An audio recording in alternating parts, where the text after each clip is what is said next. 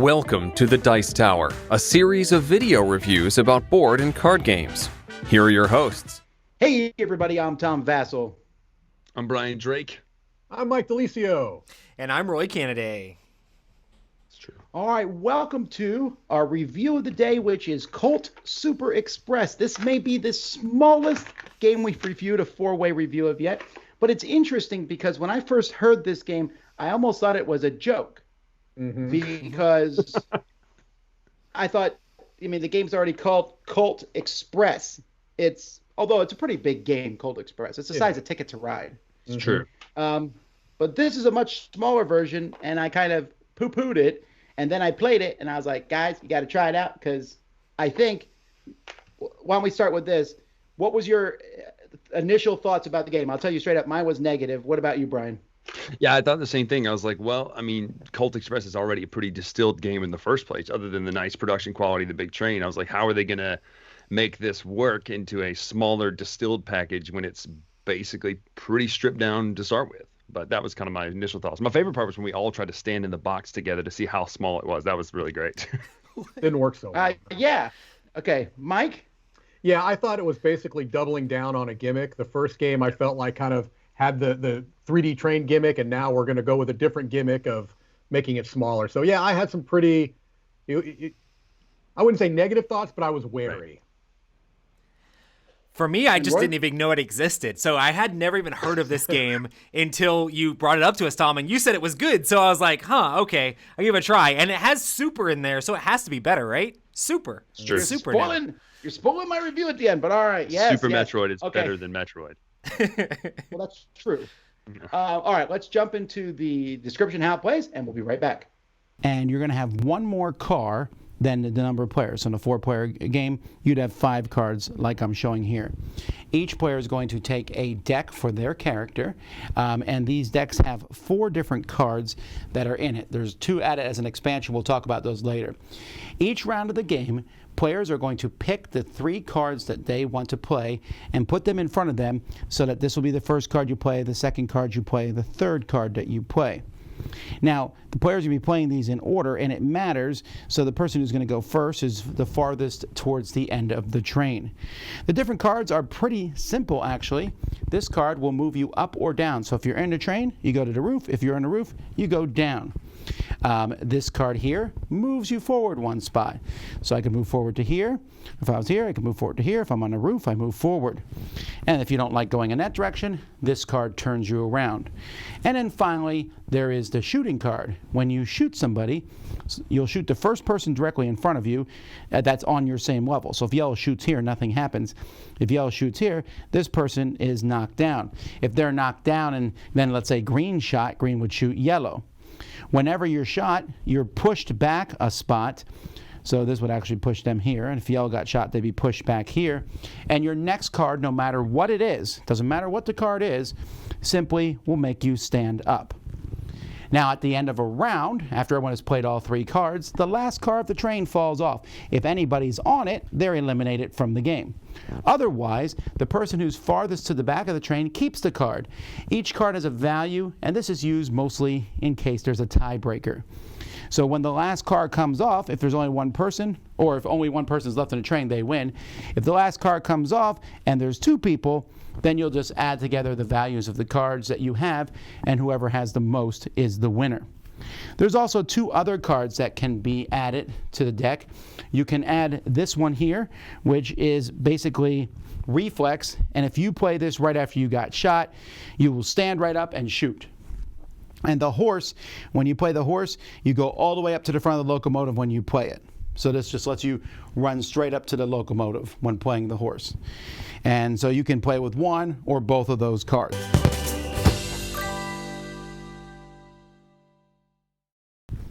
It's a snappy little production, starting with the box. I mean, that's a nice little insert to the box. The cards are, one of the cool things about these cards is each card has its artwork for that character. So that's that one. If I take a look at Django's cards, he's doing the same thing, but it's a very different look to those cards. And the different icons on the card are very clear what they do. You won't have to keep looking that up. Yes, the artwork is the same as Colt Express. You know, they just moved it over, but I like it. The cards are good quality. The train trains and everything. It's really nice. Little rules. It's a nice little production.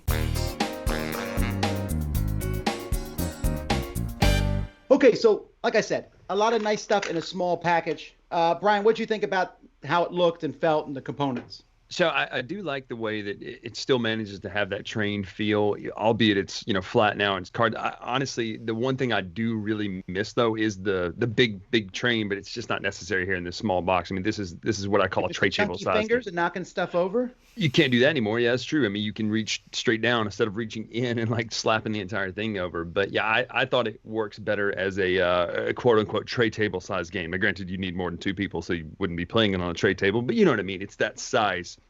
But I thought the components actually worked with how they've massaged them into the mechanics too. So I don't know, Mike. What about you?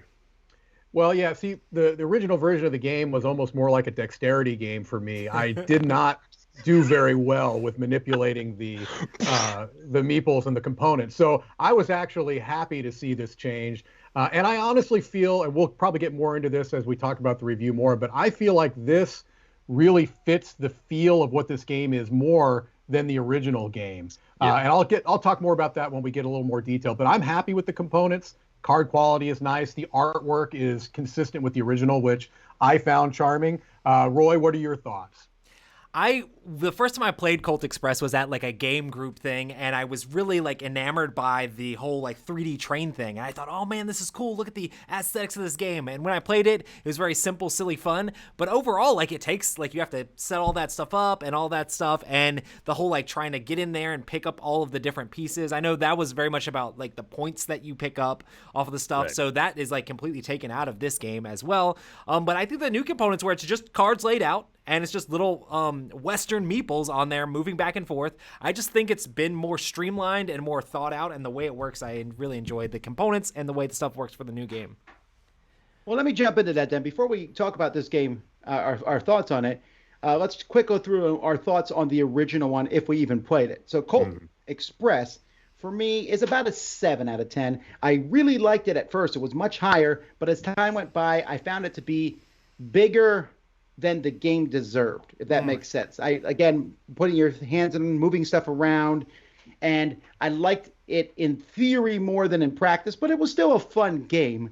It came out with a couple expansions, which, I played one and thought it was okay. The other one I heard wasn't that great. So it's kind of fallen on the back burner for me. What about you, Bryan? Yeah, no, I thought the same thing. Like I won a gift card at a game store on tabletop day one time, and we saw it and we are like, oh, well, let's get this. It's one of those eye catchers as you're walking past the table. You see it and go, I don't care how the game plays. I want to know more about it just by looking at it.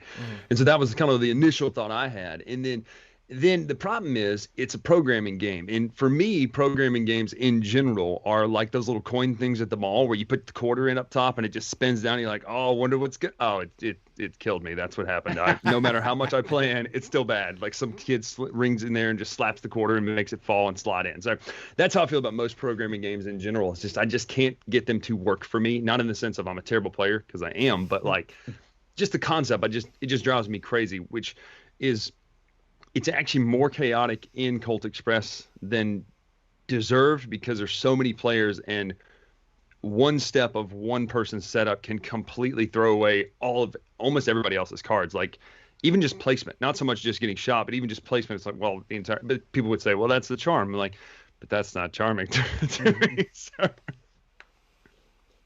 So what about you?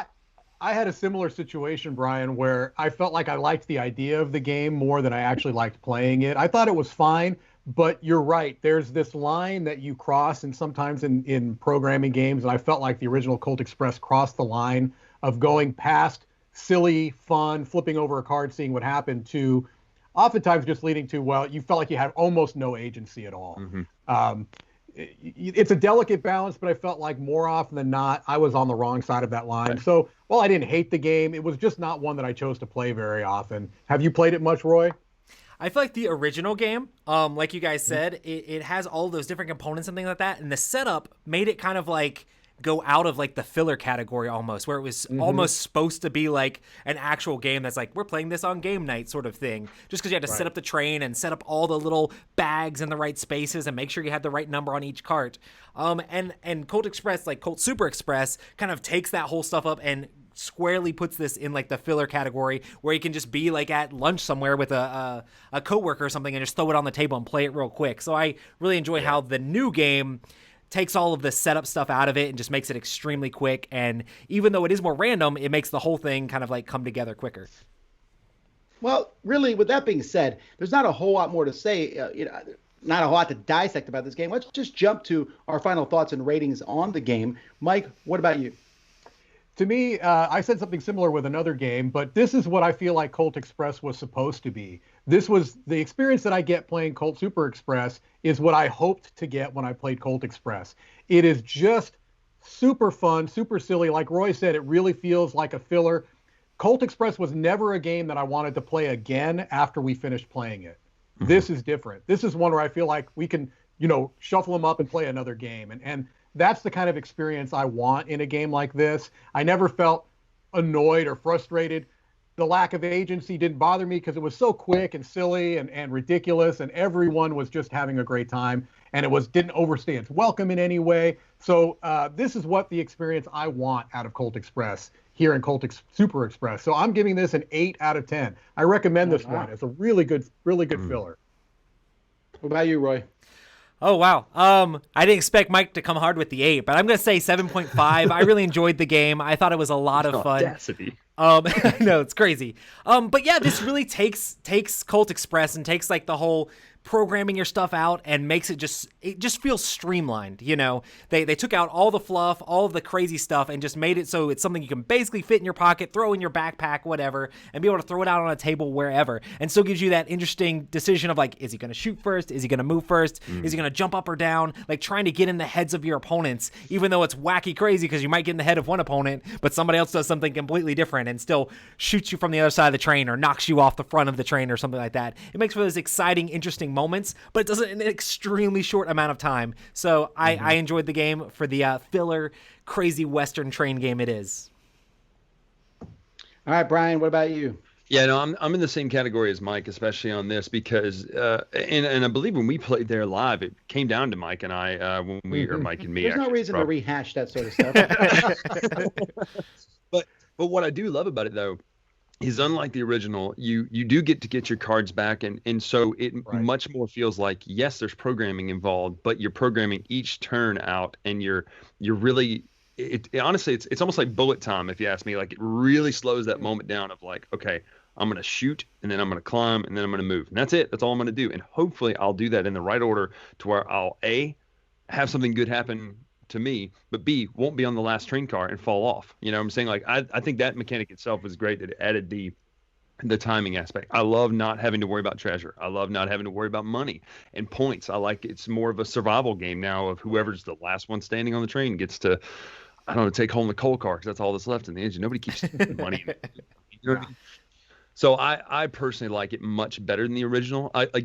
I'm because I'm a thematic type style gamer, I wouldn't mind trying this with just the components of the train, just to look at it, just to see what it looks like. I thought about that too. Yeah. Really, truly, at that point, you're losing the aspect of fingers and you're getting there. So I'm on the same page really as Mike on this. My number system is really lame because I'll be like, yeah, that's a 7.5 or a 7.75 or 8, but I'm in that same category. I feel pretty much the same way about it that Mike does. It's very good. It's fun and easy to get to the table. You don't lose the agency of a lot of programming games, but you also have that cool Western theme that can get played quickly and still enjoyable, and a lot of yelling. So for me, the fact is it's small. I'm actually going to take this out and put it in one of my card cases to put in the Dice Tower library because it's essentially a portable game. Right. It's a very advanced rock, paper, scissors. I will always play with the 2 extra cards. Why play with 4 cards when you can play with 6? And that rebound card is so much fun. You got to try to guess, because I didn't mention in the rules overview, but if you play that card and you weren't shot, then you fall down. So you got to double think there. So adding those levels of double think, how fast it is. Yes, the original one has a much stronger table presence. Sure. And this one probably won't have people stop by, but this is a micro game done right, in my opinion. And also it's 3 to 7, and there's not many games that go to 7. And this one I think works well. Also, it's player elimination, which normally I would hate, but it's so short, who cares? Right, it doesn't so matter. I'm with Mike, 8 out of 10, a solid game, and kind of a killer of the original game. You're right. So I agree. there you go, folks. That's Colt Super Express. Thanks for watching the Dice Tower. Until next time, I'm Tom Vassell. I'm Brian Drake. I'm Mike DeLisio. And I'm Roy Cannaday. Have fun, Robin Trains.